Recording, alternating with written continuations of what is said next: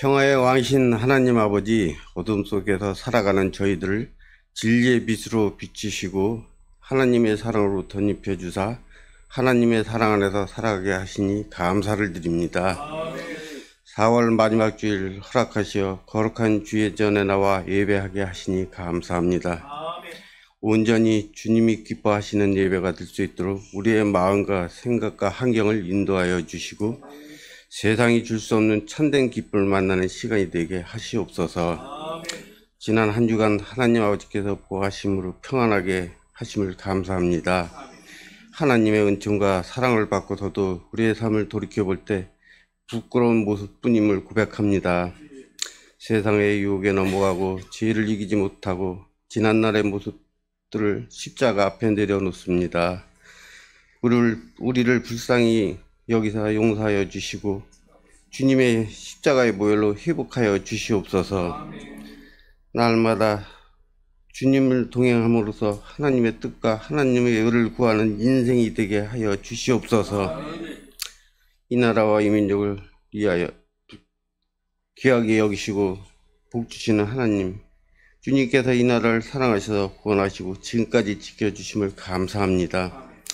이 나라, 이 민족이 하나님 앞에 바른 모습으로 서게 하시고 복음으로 우리 민족이 하나 되는 축복을 누리는 역사가 있게 하시옵소서. 이 땅의 이정자분들을 붙들어 주셔서 하나님이 경외하고 정직한 마음을 바른 생각으로 나라와 국민을 위해 헌신할 수 있도록 인도하여 주시옵소서. 이 땅의 복음을 위하여 광명 창성교회를 세워주신 주님, 우리 교회가 날마다 성장하고 주님의 은혜로 부흥되기를 원합니다.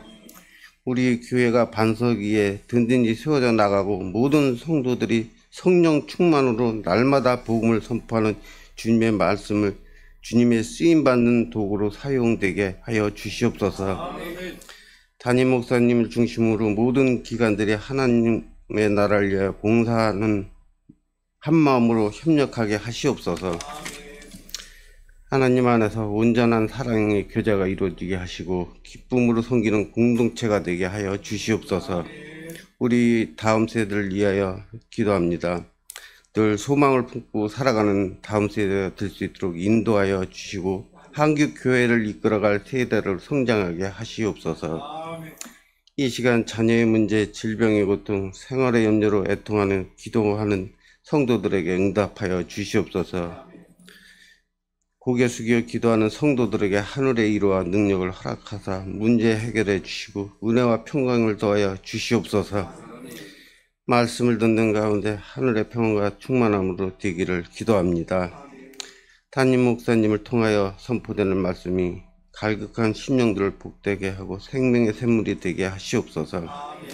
말씀을 사마음으로 듣는 저희 모두가 마음을 열어주시고 진리의 말씀으로 목마른 우리 영혼이 해갈되고 하나님 나라의 신령한 비밀을 깨닫는 복된 시간이 되게 하시옵소서. 복된 찬양으로 하나님의 영광을 올려드리는 찬양과 찬송을 기쁘게 받아주시옵소서. 각 교회 각 처소에서 수고하는 헌신하는 이들을 기억하여 주시오. 성금을 교회를 세워가는데 더 귀하게 쓰임받게 하여 주시옵소서. 천국에서 해같이 빛나게 하시옵고 이 시간 예배 가운데 임재하시어 우리의 예배를 받아주시옵고 우리를 지혜에서 자유케 하신 예수님의 이름으로 기도합니다. 아멘. 이 시간 함께 나눌 말씀은 열왕기상 11장 1절에서 13절까지의 말씀입니다. 열왕기상 11장 1절에서 13절까지의 말씀, 생명의 삶을 갖고 계신 분은 그 해당 지면을 펴셔도 좋습니다. 함께 1절부터 13절까지 읽도록 하겠습니다. 솔로몬 왕이 바로의 딸 외에 이방의 많은 여인을 사랑하였으니 곧 모압과 암몬과 에돔과 시돈과 헷 여인이라. 여호와께서 일찍이 이 여러 백성에 대하여 이스라엘 자손에게 말씀하시기를 너희는 그들과 서로 통혼하지 말며 그들도 너희와 서로 통혼하게 하지 말라. 그들이 반드시 너희의 마음을 돌려 그들의 신들을 따르게 하리라 하셨으나 솔로몬이 그들을 사랑하였더라. 왕은 후궁이 700명이요 첩이 300명이라. 그의 여인들이 왕의 마음을 돌아서게 하였더라. 솔로몬의 나이가 많을 때에 그의 여인들이 그의 마음을 돌려 다른 신들을 따르게 하였으므로 왕의 마음이 그의 아버지 다윗의 마음과 같지 아니하여 그의 하나님 여호와 앞에 온전하지 못하였으니 이는 시돈 사람의 여신 아스다롯을 따르고 암몬 사람의 가증한 밀곰을 따름이라. 솔로몬이 여호와의 눈앞에서 악을 행하여 그의 아버지 다윗이 여호와를 온전히 따른 같이 따르지 아니하고 모압의 가증한 그모스를 위하여 예루살렘 앞 산에 산당을 지었고 또 암몬 자손의 가증한 몰록을 위하여 그와 같이 하였으며 그가 또 그의 이방 여인들을 위하여 다 그와 같이 한지라. 그들이 자기의 신들에게 분향하며 제사하였더라. 솔로몬이 마음을 돌려 이스라엘의 하나님 여호와를 떠나므로 여호와께서 그에게 진노하시니라. 여호와께서 일찍이 2번이나 그에게 나타나시고 이 일에 대하여 명령하사 다른 신을 따르지 말라 하셨으나 그가 여호와의 명령을 지키지 않았으므로 여호와께서 솔로몬에게 말씀하시되 내게 이러한 일이 있었고 또 내가 내 언약과 내가 네게 명령한 법도를 지키지 아니하였으니 내가 반드시 이 나라를 네게서 빼앗아 네 신하에게 주리라. 그러나 네 아버지 다윗을 위하여 네 세대에는 이 일을 행하지 아니하고 네 아들의 손에서 빼앗으려니와 오직 내가 이 나라를 다 빼앗지 아니하고 내 종 다윗과 내가 택한 예루살렘을 위하여 한 지파를 내 아들에게 주리라 하셨더라. 아멘. 본문의 말씀 통해서 수용과 배격의 신앙, 수용과 배격의 신앙이란 제목으로 말씀 나누고자 합니다. 어린 시절에 솔로몬은 성경에서 만나는 최고의 영웅이었습니다. 주일학교의 설교나 공과에서 솔로몬은 늘 지혜의 왕으로 등장하였습니다. 지혜의 책이다라고 하는 잠언을 그가 기록했습니다. 그래서 잠언을 늘 가까이 하면 솔로몬처럼 지혜를 선물로 받을 수 있다라는 이유로 어른들은 늘 잠언서를 읽으라라고 권면하셨습니다. 어른들이 축복을 할 때에도 솔로몬과 같이 지혜로운 사람이 되라 하시고 어른들이 기도하시는 내용에도 역시 솔로몬의 지혜를 늘 구하셨습니다. 솔로몬은 교회의 어린이들에게는 매우 친숙한 인물입니다. 또한 교회에서뿐만 아니라 세상에서도 솔로몬의 이야기는 얼마든지 들을 수 있습니다. 솔로몬은 참 훌륭한 왕으로 알려져 있습니다. 그런데 신앙이 점점 자라가면서 혼자서 성경도 보고 묵상도 하게 되던 어느 날 지금까지 듣고 배워왔던 내용과는 사뭇 다른 솔로몬의 다른 면모를 보게 됩니다. 천재인 줄로만 알았던 그에게서 어느 순간 천하에 재수없다라고 하는 천재가 되어 있는 모습을 보게 되었습니다. 솔로몬은 여호와를 의지하는 신앙 좋은 인물이라고 하기보다는 온갖 음탕함과 방종과 타락에 빠져있는 교만한 권력자였다라고 하는 것입니다. 잠언서도 읽으면 읽을수록 아이들이 읽기에는 매우 야설적인 내용들이 기록되어 있음도 알게 됩니다. 지금껏 알고 있었던 솔로몬과는 그 결이 완전히 상반되어 있는 솔로몬의 모습을 볼 수 있었습니다. 또한 지금껏 알고 있었던 잠언서의 또 다른 면모도 볼 수 있었습니다. 솔로몬은 이것도 믿고 저것도 믿다가 또한 이것도 사랑하고 저것도 사랑하다가 인생에 부끄러운 이력을 남기고 말았습니다. 따라서 덮어놓고 솔로몬처럼 살아라 라고 했다가는 그의 양면적인 그의 이러한 삶을 알고 있다면 그 말이 축복인가 아니면 저주인가 이상 야릇한 말이 될 수도 있다는 것입니다. 신앙은 그냥 골라잡고 믿어버려 하는 것이 아닙니다. 즐거운 저녁 식단을 차리기 위해서 파 한 단을 고른다 할지라도 가격 보고 싱싱함 따져보고 이파리 색깔도 보고 뿌리까지도 살펴보고 나서 마침내 한 단을 고르면서 잘 골랐다 라고 즐거워하시지 않습니까? 하물며 즐거운 신앙생활을 하고자 하는데 어찌하여 앞뒤 안 재고 덮어놓고 믿는다라고 할 수 있겠습니까? 믿어야 할 것을 확실히 알고 따르는 것, 그것이 신앙입니다. 그와 동시에 믿지 말아야 될 것이 무엇인지 알고 그것에 대해서만큼은 단호하게 배격할 수 있는 것, 그것이 신앙입니다. 신앙은 사랑하는 것이다 라고 해서 모든 것을 사랑하고 모든 것을 받아들일 수는 없는 것입니다. 옳고 그름의 기준을 명확하게 세울 때에 따를 것과 삼가야 할 것을 구분할 수 있게 되는 것입니다. 수용과 배격이 이 마지막 때를 살아가는 신앙인들에게 요구되는 자세입니다. 이를 위하여 올바른 신앙의 기준을 갖출 수 있어야만 하는 것입니다.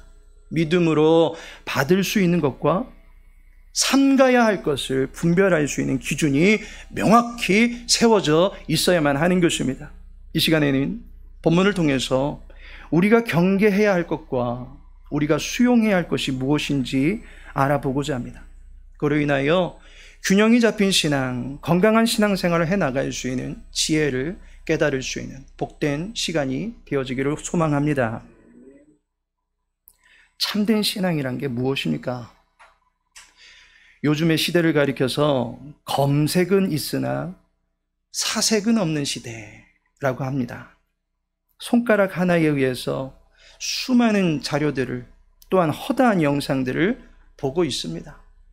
쓱쓱 잠깐 보다가 다른 화면으로 넘겨버리면 그것으로 끝납니다. 그 과정에서 재미있거나 선정적이거나 자극적인 것들이 보이면 약간의 시간을 할애하기는 하지만 내용이 진부해진다 싶으면 바로 넘겨버리는 것입니다. 김대진 카톨릭 정신건강의학과 교수님께서 스마트폰이 뇌의 집중력을 떨어뜨리고 과도하게 사용할 경우 행동, 충동 조절이 안 된다라고 그 연구 결과를 밝히고 있습니다. 그 결과 자기 행동의 조절 능력이 떨어지게 되면 순간적인 감정과 기분을 제어하지 못한 채 폭력과 폭언으로 터뜨려버리는 성향이 강하게 나타날 수 있다는 것입니다. 따라서 검색이 잦아지는 이 시대 속에서 성도는 속도를 늦추고 사색을 하는 습관을 갖출 수 있어야 하는 것입니다. 검색은 자극을 원하고 더 강한 충격을 원하지만 사색은 지식의 자기화를 추구하고 깊이 있고 신중한 신앙의 고도를 유지할 수 있게 해주는 것입니다. 주의 교회는 성도님들이 깊은 신앙의 사고를 하는 것을 돕기 위해서 짝수달에는 생명의 삶의 본문을 통해서 말씀을 전하고 있습니다. 교회가 제안하는 이 일에 순종하는 것, 그것이 신앙입니다. 생명의 삶을 통해서 묵상을 깊이 생각하는 시간을 가져보시기 바랍니다. 오늘 본문의 말씀을 보면서 깊이 있는 신앙에 관하여 함께 생각해보고 싶은 세 가지의 교훈이 있습니다. 첫째로, 참된 신앙은 자유로움이 아니라 멍에를 매는 것이다 라는 것입니다. 신앙생활은 주님께 매이는 것입니다. 신앙을 갖고 있다면서 자기의 시간을 구별하여 주께 드리지 못한다? 그의 신앙에는 발전이 없습니다. 변화가 없습니다. 참된 신앙은 자기의 의지나 선택을 무능하고 약한 것으로 여기면서 하나님의 말씀과 은혜에 자기의 모든 것을 의탁하는 것입니다. 따라서 자기 멋대로 하고픈 자유를 포기하고 하나님의 뜻 안에 자신이 매이기를 바랄 수 있어야 하는 것입니다. 예수님께서도 말씀하시기를 마태복음 11장 29절에 나는 마음이 온유하고 겸손하니 나의 멍에를 메고 내게 배우라. 그리하면 너희 마음이 쉼을 얻으리니 라고 말씀합니다. 나의 멍에를 매라는 것입니다. 예수님 믿으면 자유해집니까? 나 자유 얻었네. 너 자유 얻었네. 우리 자유 얻었네. 에헤, 그런 인생 됩니까? 죄에서 자유함을 얻었다라고 해서 그래서 그 사실을 내가 믿는다라고 외친다고 할지라도 더 이상 그 어떤 것에 구애받지 않고 간섭받지 아니하며 자유무방하게 살아갈 수 있는 것이 아닙니다. 우리를 사망의 저주에서 사탄의 멍에를 우리에게서 끊어낸 것이지, 신앙은 내 인생의 고삐를 다시금 주님께서 거머쥐고 계신다라고 하는 것을 확신하고 확인하고 인정하는 것입니다. 나를 억어하시는 분이 주님이시다라는 사실을 믿는 것입니다. 주님의 멍에를 짊어질 수 있어야 하는 것입니다. 본문의 말씀 2절에 보면 여호와께서 일찍이 이 여러 백성에 대하여 이스라엘 자손에게 말씀하시기를, 여호와께서 일찍이 말씀하셨다, 여러 번 말씀하셨다라는 것입니다. 출애굽기 34장과 신명기 7장에 보니 왕의 규례를 통해서 이방 여인과의 통혼을 금지시켰습니다. 기록된 율법의 말씀을 통해서 말씀하셨다는 것입니다. 또한 9절과 10절에 보면 여호와께서 일찍이 2번이나 그에게 나타나시고 이 일에 대하여 명령하사 다른 신을 따르지 말라 하셨으나, 여호와께서 솔로몬에게 직접 나타나셔서 주신 말씀도 있습니다. 솔로몬 개인에게 들으라 라고 하시면서 들은 말씀, 주신 말씀입니다. 직접 말씀하셨습니다. 열왕기상 3장과 9장에 보니까 그 내용이 기록되어 있습니다. 말씀으로 솔로몬을 제어해 주고 계십니다. 그런데 솔로몬이 어찌합니까? 그 말씀의 멍에를 깨부수고 자기가 원하는 길로 나아가고 말았다라고 하는 것입니다. 그 행적이 결국 솔로몬의 수치가 되고 말았습니다. 그 이름이 말하는 샬롬이 깨지고 아버지 다윗 때에 통일되었던 나라가 이제 찢어져 버리는 단초를 제공한 사람이 솔로몬입니다. 왜 그렇습니까? 11절에 보면 내 언약과 내가 네게 명령한 법도를 지키지 아니하였기 때문이다 라고 말씀하고 있습니다. 말씀의 멍에를 매지 않았기 때문이다 라고 지적하고 계시는 것입니다. 신앙은 나를 살리는 줄입니다. 그 줄을 끊어버리고 어디 가서 살겠다는 것입니까? 영화 그래비티를 보시면 우주를 탐사하던 주인공들이 서로 간에 줄로 연결되어 있는 모습을 보실 수 있을 것입니다. 이 줄은 우주선으로부터 이탈하지 않게끔 서로를 붙들어주는 기능을 하는 것입니다. 그런데 둘 사이를 이어주고 있던 이 줄이 어디선가 소리 없이 날아온 인공위성의 금속 조각에 부딪히면서 끊어져 버립니다.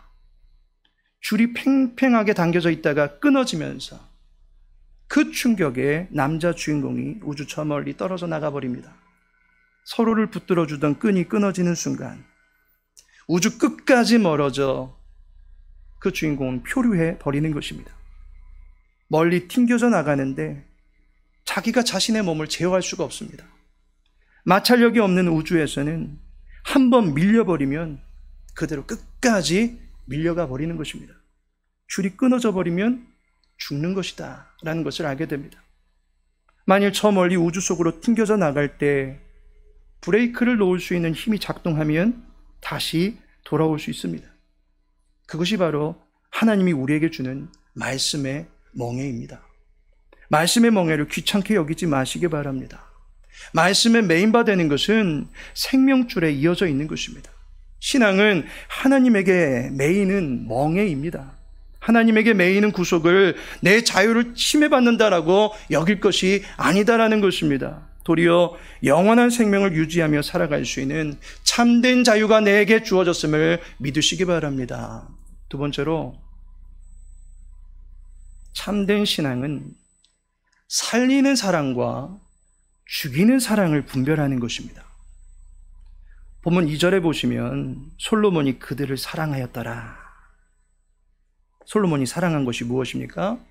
1절에 솔로몬 왕이 바로의 딸 외에 이방의 많은 여인을 사랑하였으니, 이방의 많은 여인들을 사랑했다라는 것입니다.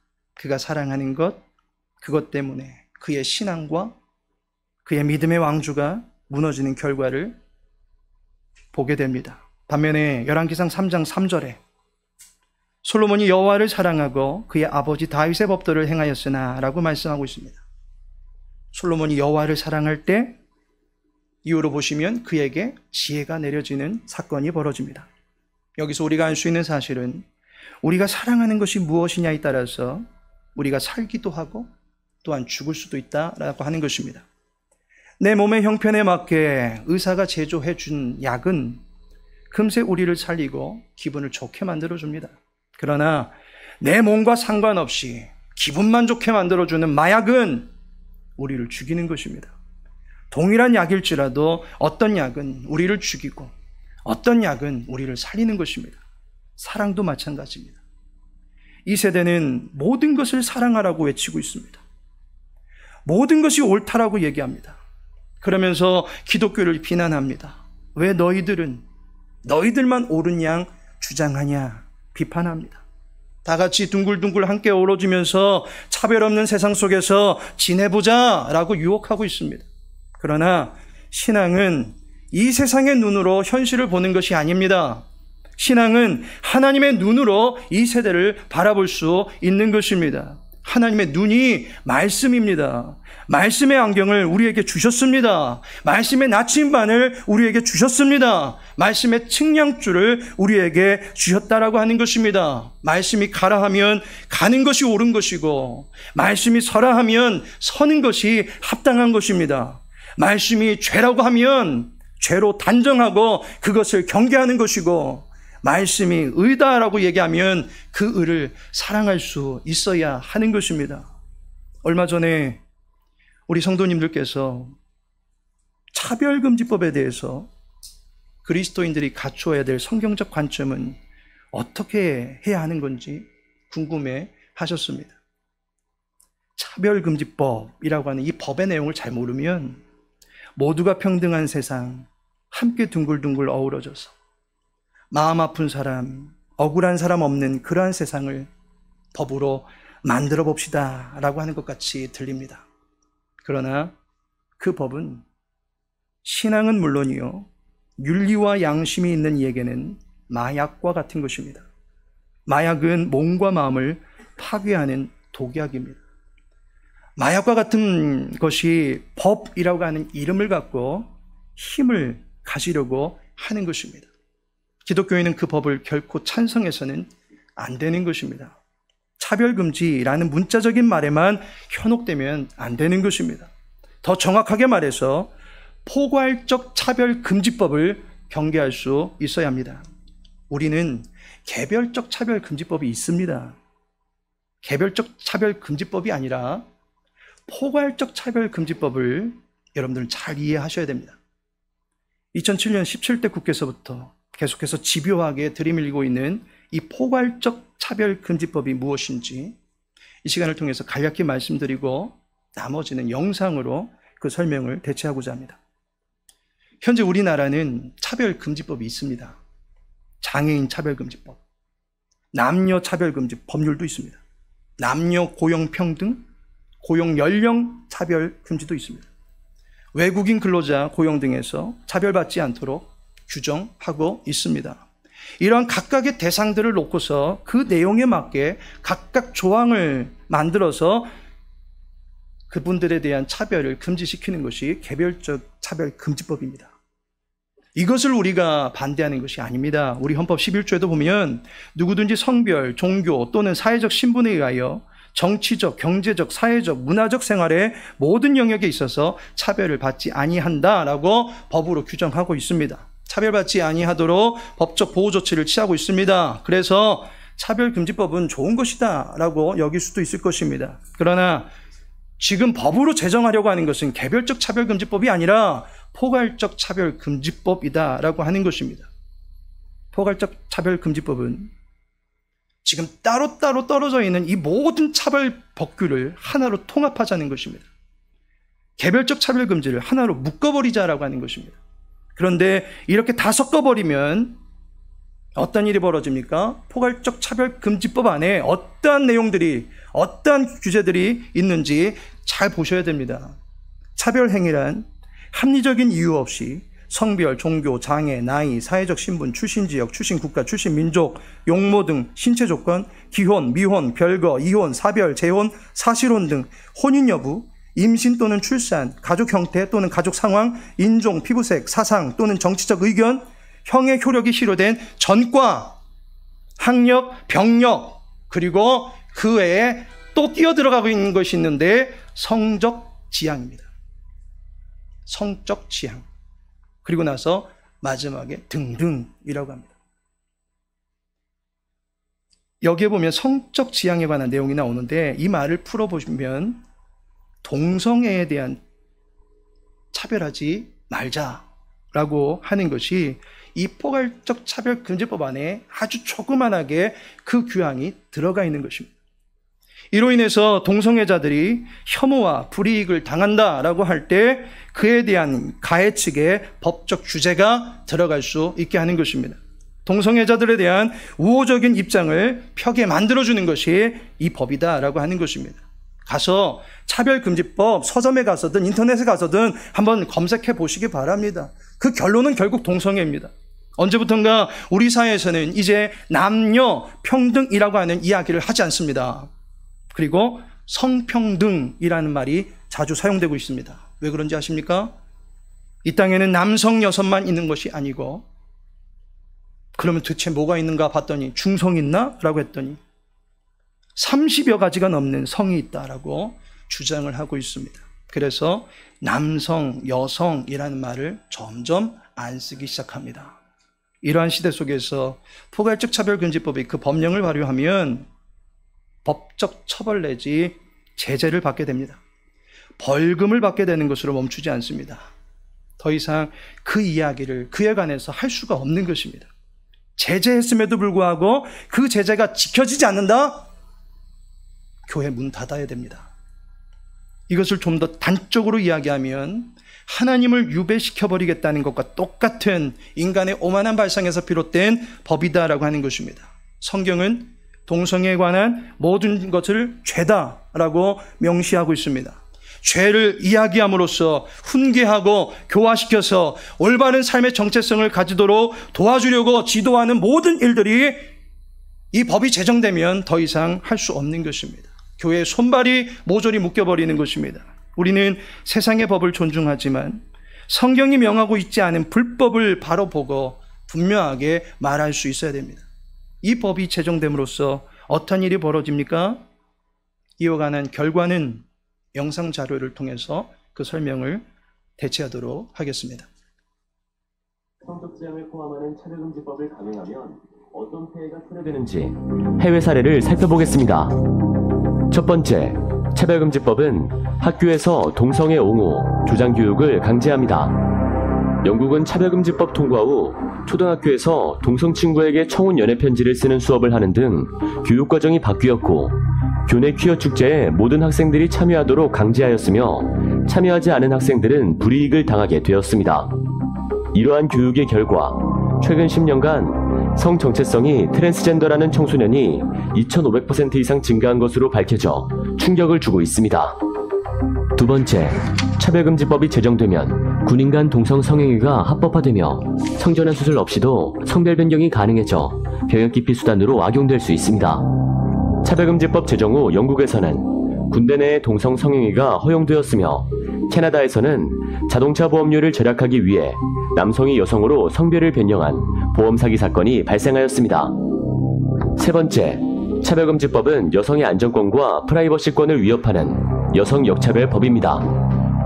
성전환 수술이 없이 스스로 여성이라 주장하는 남성이 여성 화장실과 탈의실을 사용하도록 허용해준 나라에서 이를 악용한 성범죄들이 많이 발생하였습니다.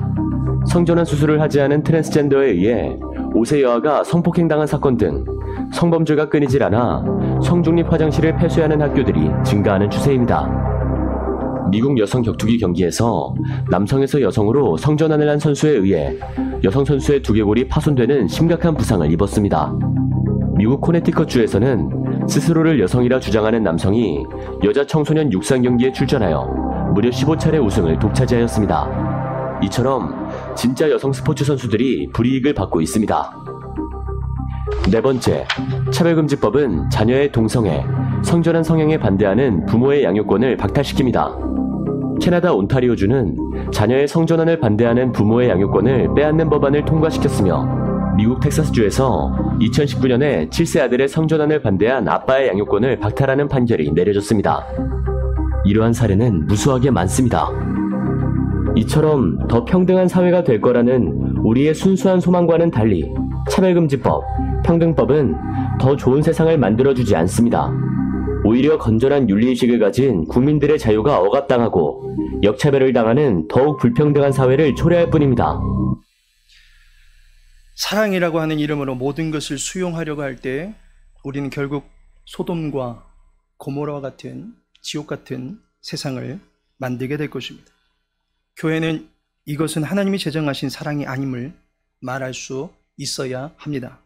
교회가 사랑을 외친다고 사랑해야 할 것과 그렇지 말아야 할 것을 구분치 않는 것은 아니다 라고 하는 사실을 확실히 믿으시기 바랍니다. 마지막으로 참된 신앙은 맹목이 아니라 분별이다 라고 하는 것을 알게 됩니다. 카레이서는 스포츠카를 스피드 있게 몰다가 사고를 당하게 됩니다. 암벽 등반을 하는 클라이머는 결국 발을 헛디디거나 손을 잘못 짚음으로 인해서 떨어질 수 있습니다.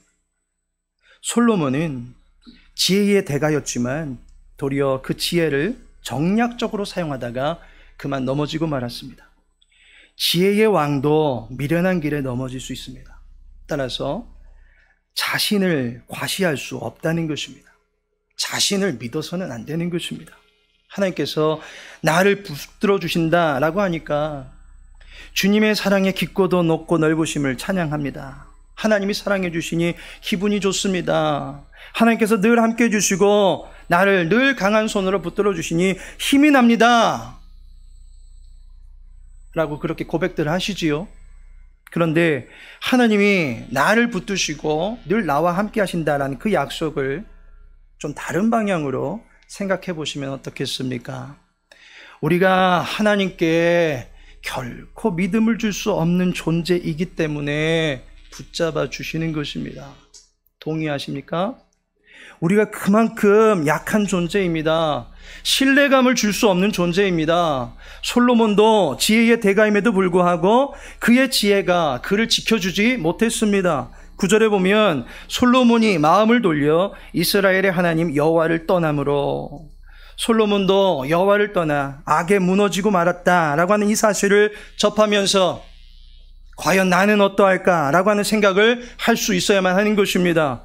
솔로몬을 두고 배은망덕한 인간이라고 비방만 할 것이 아니라 그의 삶에 나타난 어두운 면과 밝은 면을 함께 보면서 균형 잡힌 신앙생활을 갖추는 일이 결코 쉬운 일이 아니다 라고 하는 사실을 알아야만 하는 것입니다.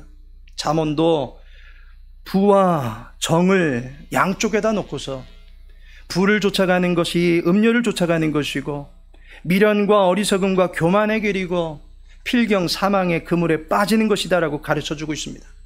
반면에 정을 쫓아갈 때는 지혜의 아들을 쫓아가는 것이고 명철과 정직과 겸손의 길로 가며 필경 생명나무 그늘에서 쉬는 것이다 라고 가르쳐주고 있습니다. 신앙은 우리 앞에 부와 정을 놓고서 분별하라고 요구하고 있습니다. 베드로가 자신은 혼자 잘 설 수 있다라고 여겼습니다. 그러나 그 자신은 결국 무너지고 말았습니다. 그러할 때 그를 끝까지 붙잡아 주시고 포기하지 아니하시고 다시 찾아오사 함께 하신 분이 누구십니까? 예수님이십니다. 내 자신을 과신하지 마시기 바랍니다. 나는 적당히 믿어도 믿음 생활 잘할 수 있다라고 하는 생각은 성경이 주는 이야기가 아니다라고 하는 것입니다. 신앙이 무엇입니까? 우리는 믿음에 대해서 진지한 고민을 해야만 합니다. 내가 믿습니다 라고 하는 것이 신앙이 아닙니다. 성경이 말하고 있는 바에 내가 동의하고 믿고 있는가 하는 것입니다. 성경이 말하는 기준, 가치, 법도, 방향, 과정, 결과 등 성경의 모든 말씀에 내가 아멘 하고 있느냐 하는 것입니다. 그러하기 위해서 성경을 맹목적으로 덮어놓고 믿는 것이 아니라 성경이 그러한가 상고할 수 있어야 하는 것입니다. 진짜 믿음은 지정의라고 하는 나의 인격 안에 담아주시는 선물이지, 나 말고 다른 것에 부어지는 것을 보면서 그것이 좋사오니 하는 것이 믿음이 아닙니다. 부모님 믿음 좋다고 내 믿음 덩달아 좋은 거 아니고, 교회 장로님이 믿음이 좋으시다고 그 장로님 좋아하는 나의 믿음도 격가지로 붙어서 좋아지는 것 아닙니다. 믿음은 내 인격 속에 부어주시는 하나님의 친밀성이고, 그 친밀성을 신뢰하여 하나님을 꽉 붙잡는 것입니다. 친밀하기 위해서 하나님을 알고 또한 알아가는 것이고, 그 알아감 속에서 내 삶을 던질 수 있는 것이 신뢰하는 것입니다. 분별하는 신앙을 갖추기 위해서 말씀에 자신을 던질 수 있는 주님의 권속들 되시기를 바랍니다. 하나님께서 사랑하시는 성도 여러분, 신앙은 하나님과의 친밀성을 다지는 것이기에 말씀을 가까이 할수록 자라갈 수 있습니다. 지금의 세상은 말씀과 상관없는 방향으로 세속화되어 가고 있습니다. 우리의 삶의 무대는 세상이기 때문에 세속적인 것들로부터 자신을 지켜내는 일도 필요합니다. 아무리 잘 씻겨놓는다 할지라도 다시 흙구덩이에 누워버리면 모든 씻음이 허사가 됩니다. 세속에 물들지 아니하도록 확고한 기준을 정해야 합니다. 토저 목사님께서 이와 관련하여 우리에게 주신 말씀을 마지막으로 전해드리도록 하겠습니다. 무엇이든지 당연하다고 생각하지 말라. 근본으로 돌아가라. 마음의 문을 열고 성경을 상고하라. 자기 십자가를 지고 덧없는 종교적 유행을 따르지 말며 내 주님을 따르라. 참된 신앙은 무엇이든지 하나님의 눈인 성경을 놓고서 모든 흐름을 바라보는 것이고, 그 앞에서 진지한 묵상과 기도를 하는 것입니다. 하나님의 도우심을 구하며 참된 신앙을 끝까지 지켜가는 은혜 안에 자라가는 주의 권속들 되시기를 주님의 이름으로 축원합니다. 지금은 성자 예수 그리스도의 은혜와 성부 하나님의 크신 사랑과 성령 하나님의 내주 교통 인도위로 하심이 참된 신앙의 사람으로 날마다 서가며 세상에서도 거룩하게 살아가기를 소망하는 주의 교회와 모든 교우들의 삶 위에 주의 공의와 법도 위에 세워지기를 원하는 이 나라와 이 민족과 온 세계 열방 위에 이제로부터 영원토록 함께 있을지어다. 아멘.